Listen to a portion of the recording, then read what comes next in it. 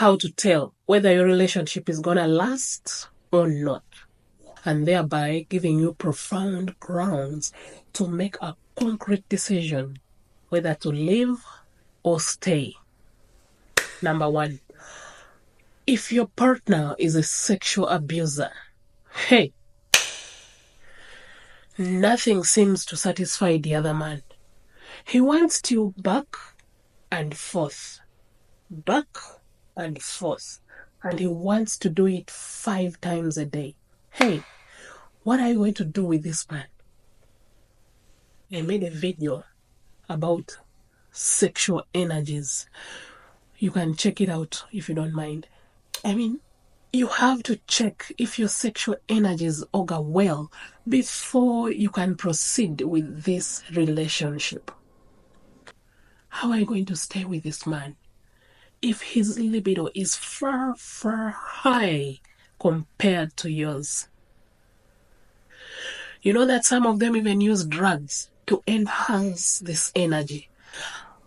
And yet you, the lady, are just going organic. How are you going to match this man? Please, if you see his libido is far high compared to yours, let this man go. Walk your way. Leave him alone. This man is a maniac. You are saving yourself. It's all about your health. If you know you're walking away for the right cause, you're walking away for the better, your conscience is clear, please walk away. Bite what you can swallow. Don't bite something that's gonna choke you. Don't take him in with pain. Sex is supposed to be enjoyed, not tolerated. Please, walk your way. You'll get the right partner for yourself. I happened to be in hospital one day, and I witnessed a couple with whom all the health workers were pissed. And I got interested. I had to eavesdrop, only to find out that this couple had a cesarean section, childbirth, and then they got a bouncing baby and went back home. This man was told not to engage on sex until this woman recovers completely. That will be roughly 3 months. You know, we are given time depending on how severe your cut is or your complication is. So she was given 3 months. 1 week, the man had already gotten his way into this woman. He had penetrated her, and the cut was open. So he had no shortcut. He had to carry her back to hospital. And he wasn't ashamed when he was asked what happened. He said, "I'm sorry, I had my way." Can you imagine that? That kind of animosity. Poor lady, her health was now in critical condition just because she was living with a monster. It is never too late. Please, even if you have 1, 2, 3, 4 children, walk away. If you know your health is at risk, your life is at risk. Secondly, is the physical abuser. Some men still lay their hands on women. Yes, even those who think they are modern. A man who dares lay his hands on a lady does not deserve a lady. He does not deserve a lady. In fact, they don't have a place in modern society. Dear lady, if you notice this man is doing this kind of thing, even if it's just once, please take action, because you just never know what he could do the second or third time. Walk away. Leave this man alone. This man could maim you one day. He could even go fatal, please. I know of ladies who have condoned this kind of behavior for a very long time. They are living under abuse. They are living in pain and misery. Why should you go to that extent? Marriage is supposed to be enjoyed by both of you, not to be tolerated. It is for companionship. This man does not deserve to have A lady, leave him alone.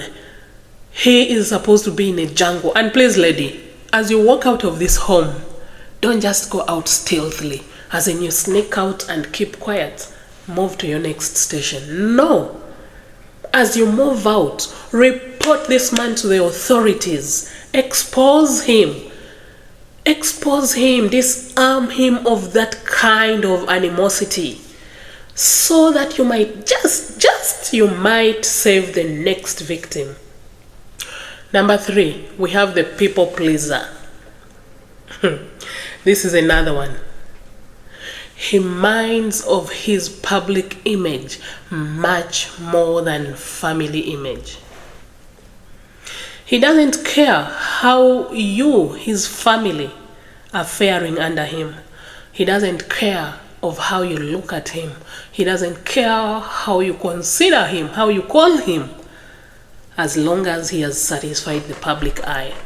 For instance, in times of kind of financial strain in the house, this kind of man will leave you going hungry with the children.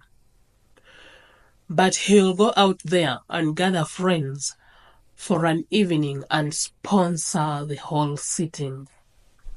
That is how bad a people pleaser can be. Don't accept to live with a people pleaser. Charity, they say, begins at home. But I mean, if he has no sense of, first of all, satisfying and fulfilling his family needs before he can walk out there to splash the little money that is meant to feed his family, then he doesn't deserve you. Don't stay with this man. You are at a risk of being miserable for the rest of your life. Number 4, we have a competitor. There are these men who want to compete with their wives rather than support them. I don't know if they've ever come across this saying that behind every strong man is a woman. For me, I would say now, in this case, behind every strong woman is a man. Yes, we need your support. We need encouragement from you. You push us towards our ambitions. But here is a man. When the wife says, I want to upgrade, I want to go back to school and get this certification, he says, oh, I too. I thought of it earlier. I want to do it too. Okay. Why don't you then leave me do it first? Since I began the idea, then you'll go later. No, let me go first. You see that kind of guy? Okay, you all have your money. I have my money as a wife. You have your money as a husband. When I say, I want to buy my mother a car for her birthday gift this time, you say, oh yeah, I thought of it too. I want to get something for my mother of that kind. Maybe I take a BMW. What do you think? He has already taken your idea. This is a competitive spirit, which is not healthy in a relationship. We are supposed to support each other, to encourage each other, push each other forward to success, and not to compete with each other. Next is the cheat. An emotionally weak man. A man who can't gazette his libido. A man who can't press his member down. A man who can't take a day without sex. If his wife is sick, he has to look for it outside.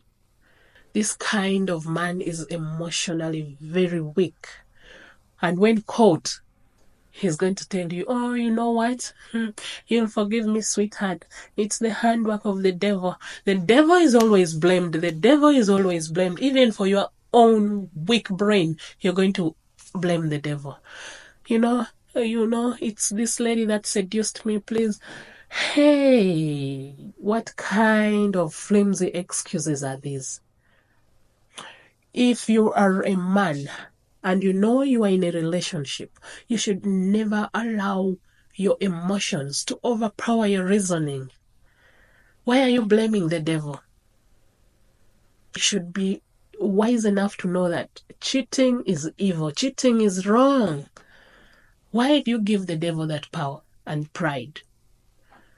You should be able to know that this woman is seducing me. Why should you give her the power? You should rise above your emotions. Control your emotions, not your emotions to control you. Please, this kind of man does not deserve you. Lastly, is the liar. Do you know that a liar and a thief move hand in hand? Which lady would like to live with a thief under the same roof? There is no man who will go out there and steal. Then when he comes back home, he admits that, oh yes, I stole. No, never. It's obvious he'll tell you, I bought this dress at $300. Lady, be keen to detect this kind of vice from your spouse. If he has those dirty character traits, lying, stealing, cheating, this man does not deserve to stay with you.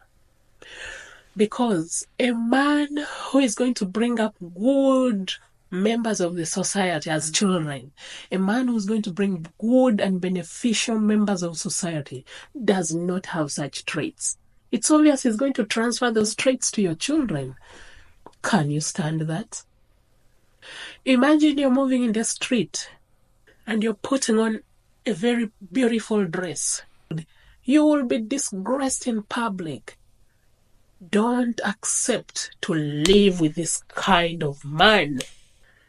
You will regret in future when these character traits have been transferred onto your children.